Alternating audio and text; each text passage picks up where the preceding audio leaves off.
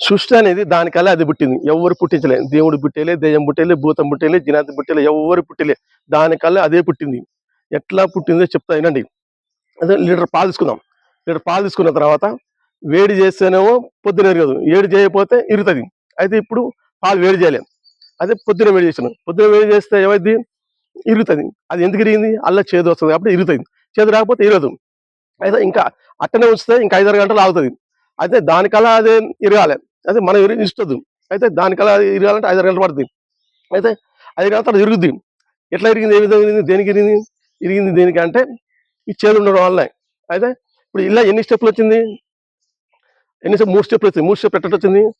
పాలు తెల్లగా ఉంటాయి, చేదు తెల్లగా ఉంటుంది, వేడి వచ్చేది కూడా తెల్లగా ఉంటుంది. 3 రకాలు తెల్లగా ఉంటాయి.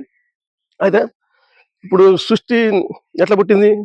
ఇప్పుడు మొత్తం చీకటి, ప్రపంచం మొత్తం చీకటి, సూర్యుడు చంద్రుడు ఎవ్వరు లేరు, మొత్తం చీకటిగా. చీకటిలోంచి చీకటి వచ్చింది, ఒక చీకటి రివర్స్లా. అయితే చీకటి ఉబ్బి ఉబ్బి ఉబ్బి ఉబ్బి ఉబ్బి ఉబ్బి కొన్ని 100 కోట్ల సంవత్సరాలు ఉబ్బింది. ఉబ్బిన తర్వాత మళ్ళీ ఇంకో చీకటి వస్తుంది. ఆ చీకటి రాగానే పేలిపోద్ది. పేలిపోగా ఆ సౌండ్ ఎంత ఉంటుంది కదా.